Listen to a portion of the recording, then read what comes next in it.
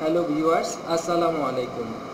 বাংলাদেশ সংবিধানের গুরুত্বপূর্ণ 50টা কোশ্চেন, যেটা পড়লে হয়তোবা আপনার সংবিধানের 80%ই কভার হয়ে যাবে এবং খুবই ইম্পর্ট্যান্ট 50টা প্রশ্ন।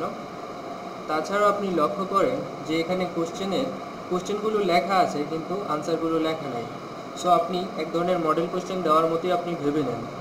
সো চলেন আমরা শুরু করি। বাংলাদেশ সংবিধানের অভিভাবক কে? বাংলাদেশ সংবিধানের অভিভাবক হচ্ছে, ভাবেন একটু কে হতে পারে? হ্যাঁ, অবশ্যই সুপ্রিম কোর্ট। চলেন পরের প্রশ্নে যাই। বাংলাদেশ সংবিধান প্রবর্তিত হয় বা কার্যকর হয় কত সালে? আমরা এখান থেকে গৃহীত শব্দটা কেটে দিব। তাহলে কোশ্চেনটা দাঁড়ায় বাংলাদেশের সংবিধান কবে প্রবর্তিত হয়? আমরা জানি বাংলাদেশের সংবিধান প্রবর্তিত হয় 1972 সালে। তারিখটা ছিল 16ই ডিসেম্বর।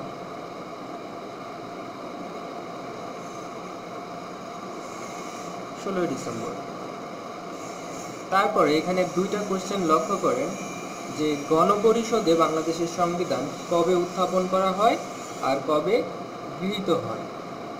তো আমরা জানি যে প্রথম কোনো একটা জিনিস উত্থাপন করা হয়, তারপরে হচ্ছে গৃহীত হয়। এখন গণপরিষদে উত্থাপন করা হয় অক্টোবর মাসে।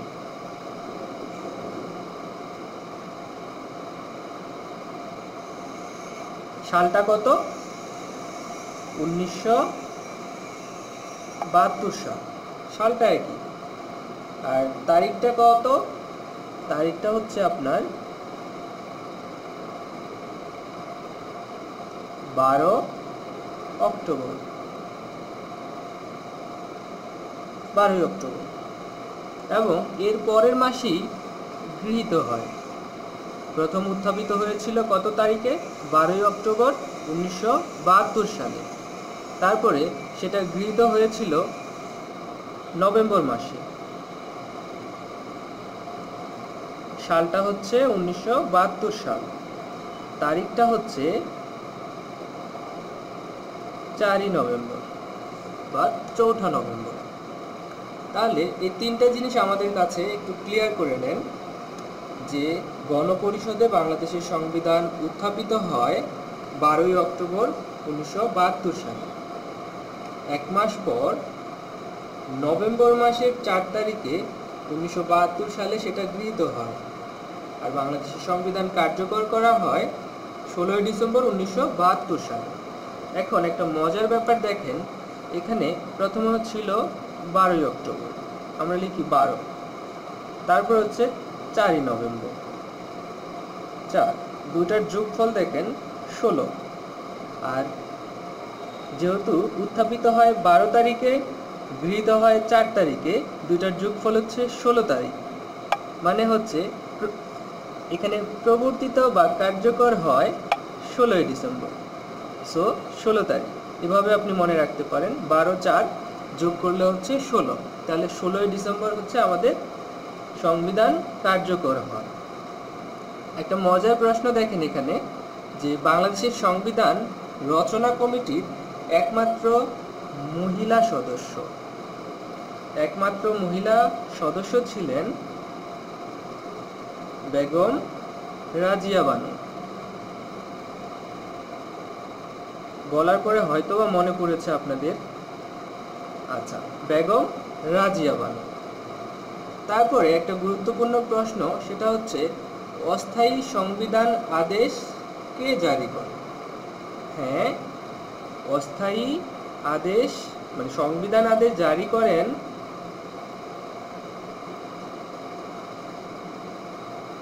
বঙ্গবন্ধু শেখ মুজিবুর রহমান। বঙ্গবন্ধু লেখার পরেই আপনারা ভেবে নিয়েছেন যে বঙ্গবন্ধু শেখ মুজিবুর রহমান। আচ্ছা, বঙ্গবন্ধু শেখ মুজিবুর রহমান।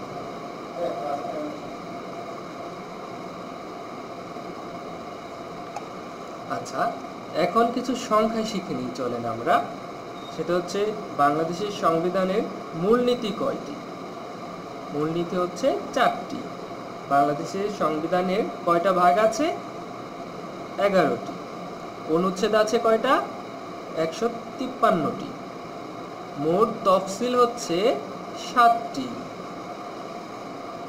মোট তফসিল হচ্ছে 7টি। আচ্ছা, দেখেন এই কোশ্চেনটা হয়তোবা অনেকেই আগেও দেখেছেন, যে প্রথম হস্তলিখিত সংবিধানের মূল লেখক কে ছিলেন? একটু মনে করেন তো দেখি, মনে আসছে? আচ্ছা, মনে যদি না আসে তাহলে চলেন আমরা লিখে দিই। প্রথম হস্তলিখিত সংবিধানের মূল লেখক ছিলেন আব্দুর, তারপরে আব্দুর রউফ। আব্দুর রউফ। আচ্ছা, আমাদের সংবিধানের প্রধান বৈশিষ্ট্য কয়টি? সংবিধানের প্রধান বৈশিষ্ট্য হচ্ছে 10টি। আচ্ছা, আমরা কি জানি যে সেই 10টা বৈশিষ্ট্য কি কি? আচ্ছা, এই 10টা বৈশিষ্ট্য খুবই ইম্পর্টেন্ট। আপনারা হয়তোবা পরীক্ষায় আসবে না, কিন্তু জানার জন্য কিন্তু শিখে ফেলা যায় যে 10টা বৈশিষ্ট্য আসলে কি। 1 নম্বরে হচ্ছে, এটা হচ্ছে একটা লিখিত দলিল। 2 নম্বরে হচ্ছে, এটা হচ্ছে দুষ্পরিবর্তনীয়, সহজে পরিবর্তন করা যায় না। তারপরে রাষ্ট্র, মৌলিক অধিকার, সার্বজনীন ভোটাধিকার, প্রজাতান্ত্রিক, সংসদীয় সরকার, এককেন্দ্রিক রাষ্ট্র, আইনসভা, এবং 10ম যে বৈশিষ্ট্যটা সেটা হচ্ছে সর্বোচ্চ আইন। তাহলে বোঝা গেল বাংলাদেশের সংবিধানে হচ্ছে বাংলাদেশের সর্বোচ্চ আইন।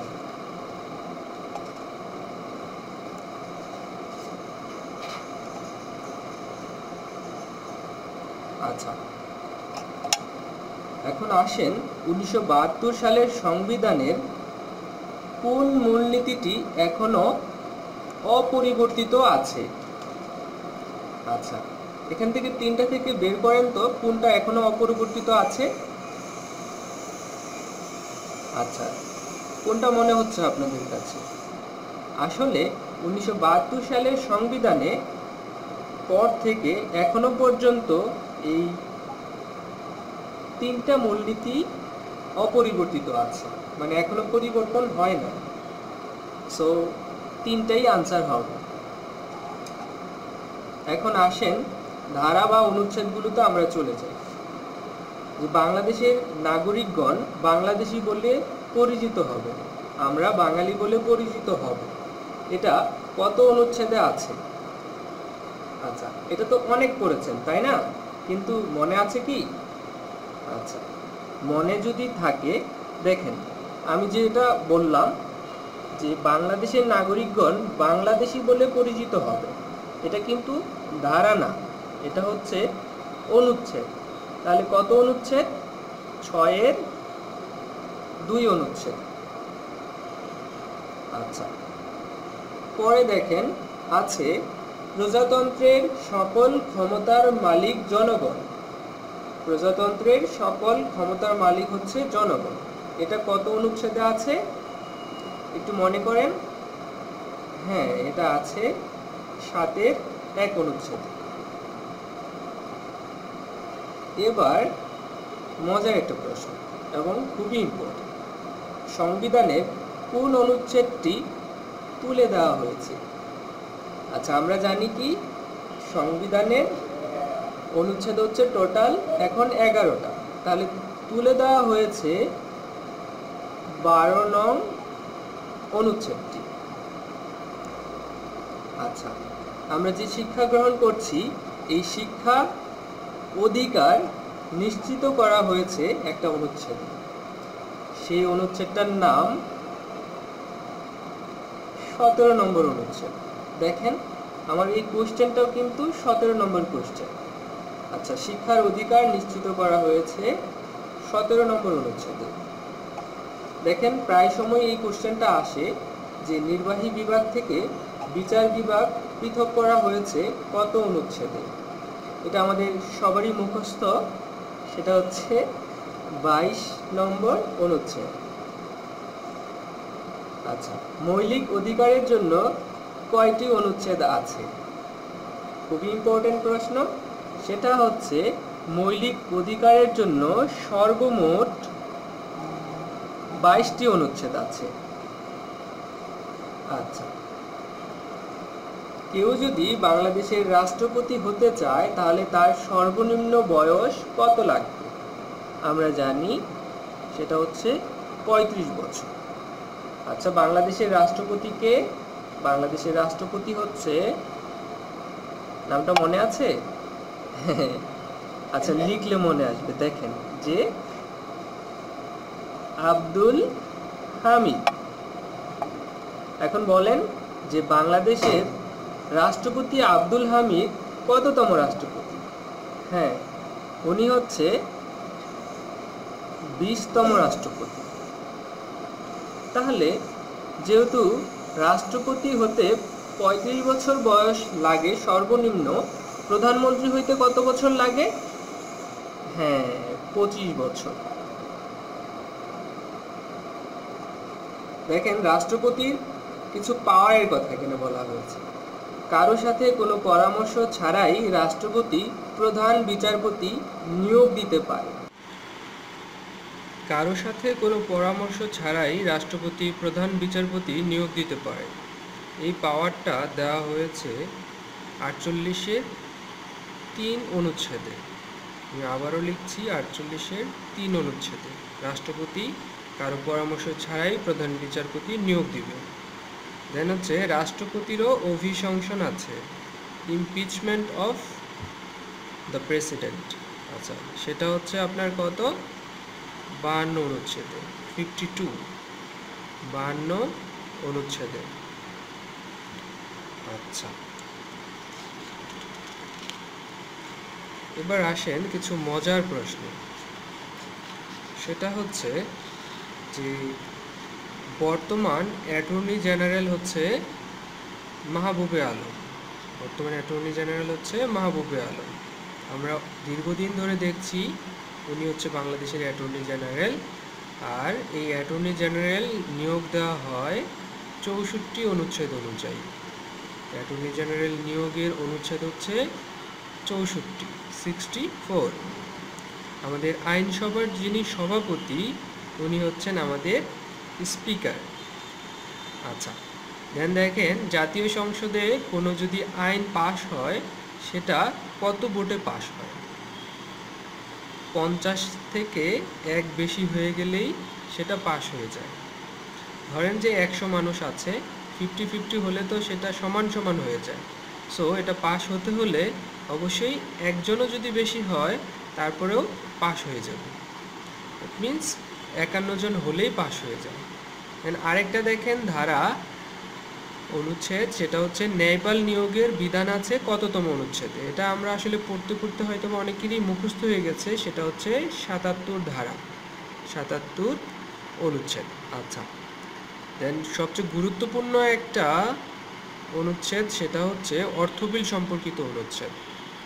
সেটা আছে 81 অনুচ্ছেদে। অর্থ বিল সম্পর্কিত ধারাটি আছে 81 অনুচ্ছেদে। আচ্ছা, একটা খুবই ইম্পর্টেন্ট প্রশ্ন, সেটা হচ্ছে কোন সংসদে বিরোধী দলের কোনো নেতা ছিল না? অনেকেই জানেন, আবার অনেকেই জানেন না। বিরোধী দলের নেতা ছিল না প্রথম সংসদে, আর ছিল না ষষ্ঠ সংসদে। 1 আর হচ্ছে 6 নম্বর সংসদে আপনার বিরোধী দলের কোনো নেতাই ছিল না। আচ্ছা, ফ্লোর ক্রসিং কাকে বলে? এটা একটা মজার ব্যাপার। ফ্লোর ক্রসিং হচ্ছে আপনি আপনার দলের বিপরীতে ভোট দেওয়া। কোনো দলীয় নেতা যদি আপনার বিরোধী দলের পক্ষে চলে যায় সেটাই বলা হয় যে ফ্লোর ক্রসিং। আমি আবারও বলছি যে নিজের দলের বিপক্ষে অবস্থান করাই হচ্ছে ফ্লোর ক্রসিং। মনে করেন কেউ 2nd ফ্লোরে থাকে, সে চলে গেল 3rd ফ্লোরে, যেটা হচ্ছে তার বিরোধী দলের বাসা। সো সেই ক্ষেত্রে হবে ফ্লোর ক্রসিং, মানে একটা ফ্লোর ক্রস করে অন্য ফ্লোরে চলে যাওয়া, দল চেঞ্জ করা, নিজের দলের বিপক্ষে অবস্থান নেওয়া। এই যে ধারাটা, এটা আছে আপনার কততম? 70তম অনুচ্ছেদে। 70তম অনুচ্ছেদে আছে ফ্লোর ক্রসিংয়ের অনুচ্ছেদ। আচ্ছা, কোনো সংসদ সদস্য যদি পদত্যাগ করতে চায় তাহলে পদত্যাগপত্র কার কাছে পাঠাতে হয়? অনেকেই ভাবতে পারেন হয়তোবা রাষ্ট্রপতির কাছে পাঠাতে হবে, কিন্তু না, সেই পদত্যাগপত্র পাঠাতে হবে স্পিকারের কাছে। আচ্ছা, কাস্টিং বোর্ড কাকে বলে? কাস্টিং বোর্ড হচ্ছে স্পিকারের বোর্ড, আমরা সবাই জানি। এখন প্রশ্ন হচ্ছে এটা কখন দেওয়া হয়? কাস্টিং বোর্ড কখন দেওয়া হয়? যখন দুই পক্ষের ভোট সমান হয়ে যায় তখন একটা ডিসিশনে উপনীত হওয়ার জন্য স্পিকার একটি ভোট দেয়, এবং সেই ভোটটাকেই বলা হয় কাস্টিং ভোট। দেখেন 33 নম্বর কোশ্চেন আছে কোরাম। কোরাম হচ্ছে একটা নির্দিষ্ট সংখ্যক সদস্য, মিনিমাম মেম্বার্স। আচ্ছা, সংসদে অধিবেশন শুরু করার জন্য মিনিমাম কিছু সংসদ সদস্য লাগে, আর সেটার সংখ্যা হচ্ছে 60 জন। 60 জন হলে কোরাম হয় এবং সংসদ শুরু হয়। রাষ্ট্রপতি অধ্যাদেশ জারি করতে পারে। রাষ্ট্রপতি অধ্যাদেশ জারি করতে পারে। এখন প্রশ্ন হচ্ছে অধ্যাদেশ কাকে বলে? অধ্যাদেশ হচ্ছে রাষ্ট্রপতি কর্তৃক জারিকৃত জরুরি কিছু আইন। কোনো জরুরি সময়ে যদি কোনো আইন পাশ করতে হয় তখন সেটাকে বলা হয় অধ্যাদেশ। অর্থাৎ রাষ্ট্রপতি কর্তৃক জারিকৃত জরুরি কিছু আইন, সেটা হচ্ছে অধ্যাদেশ। এটা ধারাটা হচ্ছে 93 ধারা। 93 ধারাতে অধ্যাদেশ জারি করতে পারে রাষ্ট্রপতি। দেখেন, সুপ্রিম কোর্টের বিচারপতির সর্বোচ্চ বয়স সর্বোচ্চ বয়স কত? 67 বছর। আচ্ছা, এখন আমরা যাব 36 নম্বর প্রশ্ন। 36 নম্বর প্রশ্নটা হচ্ছে প্রশাসনিক ট্রাইব্যুনাল। প্রশাসনিক ট্রাইব্যুনাল কত নম্বর অনুচ্ছেদে বর্ণিত আছে? 117 নম্বর অনুচ্ছেদে প্রশাসনিক ট্রাইব্যুনালের কথা বর্ণিত আছে। তারপরে দেখেন court of record. Court of record বলা হয় কোন কোর্টকে? আচ্ছা, সেটা হচ্ছে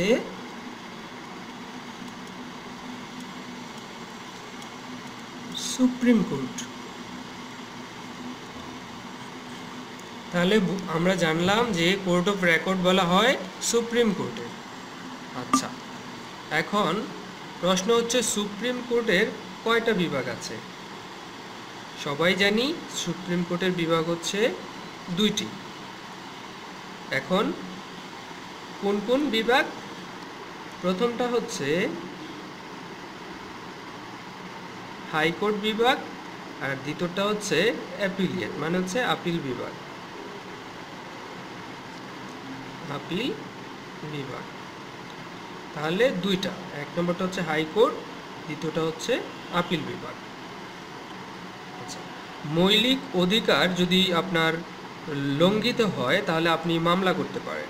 আপনার মৌলিক অধিকার লঙ্ঘিত হলে আপনি যে মামলা করবেন সেই মামলার ধারাটা কত?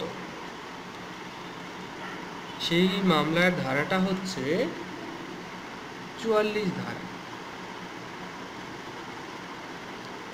44 ধারা মানে অনুচ্ছেদ 44 অনুচ্ছেদে।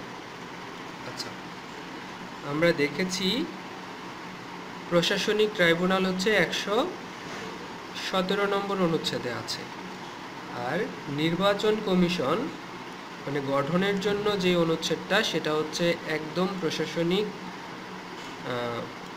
মানে প্রশাসনিক যেই ট্রাইব্যুনাল তার পরের ধারাটাই 118 নম্বর অনুচ্ছেদ। 118 নম্বর অনুচ্ছেদে নির্বাচন কমিশন গঠন করা হয়।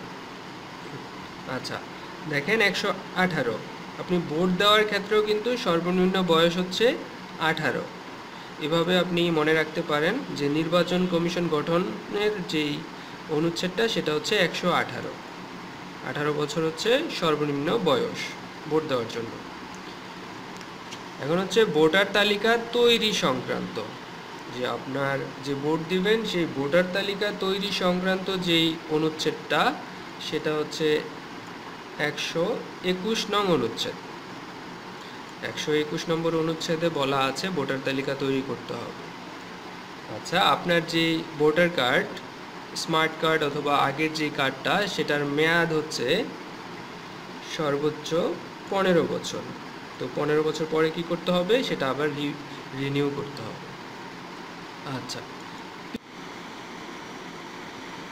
পিএসসি পাবলিক সার্ভিস কমিশন গঠন করার কথা বলা আছে 137 নম্বর অনুচ্ছেদে।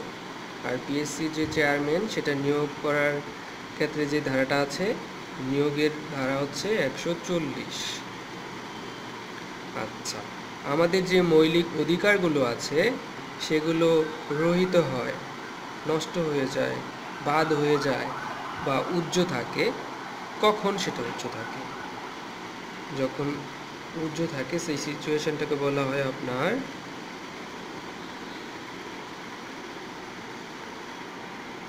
জরুরি অবস্থা। যখন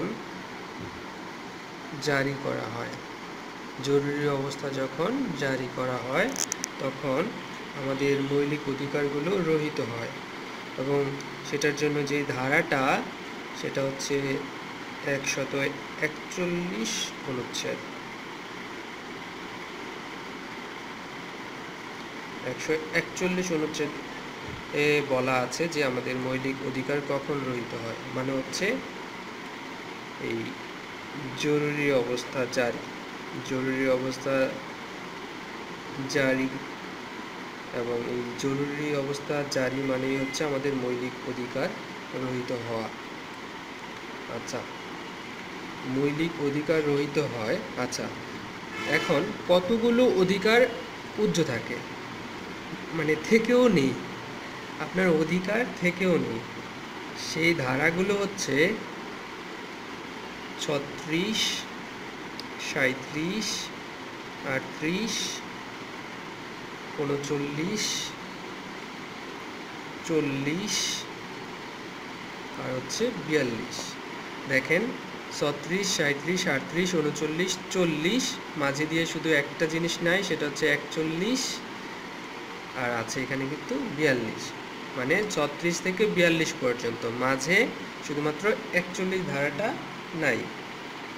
আচ্ছা, সংবিধান সংশোধনের বিধান আছে, সংবিধান সংশোধন করা যায়। আমাদের সংবিধান এখনো পর্যন্ত 16 বার সংশোধন হয়েছে। এটার যে বিধানটা সেটা কত অনুচ্ছেদে? এর বিধানটা হচ্ছে 142তম অনুচ্ছেদে বলা আছে সংবিধান সংশোধনের কথা। আচ্ছা, সংবিধানে যে আইনগুলো আসে সেই আইনগুলোর ব্যাখ্যার কথা বলা হয়েছে একটা অনুচ্ছেদে। আইনগুলোর ব্যাখ্যার কথা বলা হয়েছে, চলেন আমরা লিখি। আইনগুলো ব্যাখ্যা করা হয় 152তম অনুচ্ছেদে। 152তম অনুচ্ছেদ অনুযায়ী আইনের ব্যাখ্যা দেওয়া হয়। তাহলে এখন চলেন আমরা জেনে নিই সর্বমোট সংশোধন হয়েছে কতবার আমাদের সংবিধান, যেটা সবাই জানি 16 বার। আচ্ছা, প্রথম যে সংশোধনীটা ছিল সেটা হচ্ছে 1973 সালে। আর সুন্দর একটা প্রশ্ন দিয়ে আমরা আজকে 50তম কোশ্চেনটা শেষ করব। সংবিধানের যে প্রস্তাবনা হচ্ছে বিসমিল্লাহির রহমানির রহিম দিয়ে শুরু। আচ্ছা, সেই প্রস্তাবনা সংযোজন করা হয় কোন সংশোধনীর মাধ্যমে? প্রস্তাবনাটা সংযোজন করা হয় 5ম ও